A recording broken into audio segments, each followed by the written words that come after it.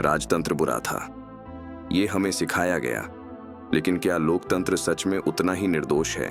राजतंत्र में टैक्स लेना गलत माना गया, लेकिन लोकतंत्र में खाने पीने की चीजों पर टैक्स लगाना जायज बताया जाता है। स्वास्थ्य और शिक्षा जैसी मूलभूत जरूरतों पर टैक्स लगाना जायज बताया जाता है, क्योंकि इसी टैक्स से देश चलता है। राजतंत्र में कहा गया कि राजा गरीबों का खून चूसकर महल बनवाते थे, लेकिन लोकतंत्र में सरकारी कार्यालयों में खर्च होना सही माना जाता है। सरकारी आवासों और चुनावी प्रचार में जनता के लाखों करोड़ों रुपए खर्च होना बिल्कुल सही माना जाता है। राजतंत्र में राजा संधियाओं कर लेते थे, लोकतंत्र में युद्ध विराम और संधियाओं होना जायज है, क्योंकि बिना संधि के देश उन्नति कैसे करेगा? राजतंत्र में जातिगत भेदभाव थे, लोकतंत्र में जाति के आधार पर आरक्षण दिया जा सकता है।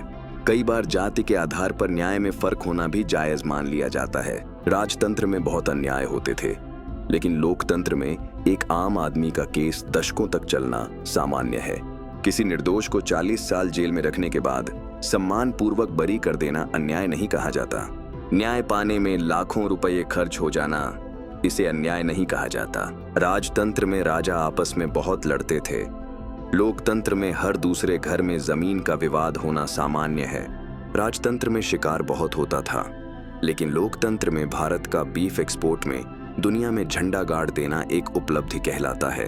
राजतंत्र में विकास नहीं होते थे, वे तो सिर्फ झीलें, कुएं और बावड़ियां बनवाते थे, जबकि लोकतंत्र में उन्हीं झीलों को प्रदूषित कर, अरावली जैसी पर्वत श्रृंखलाओं का विनाश कर विकास की नई परिभाषा गढ़ी जा रही है। तो सवाल ये है, क्या हमने राजतंत्र बदला है या सिर्फ उसका नाम? कमेंट में लिखिए अपनी राय।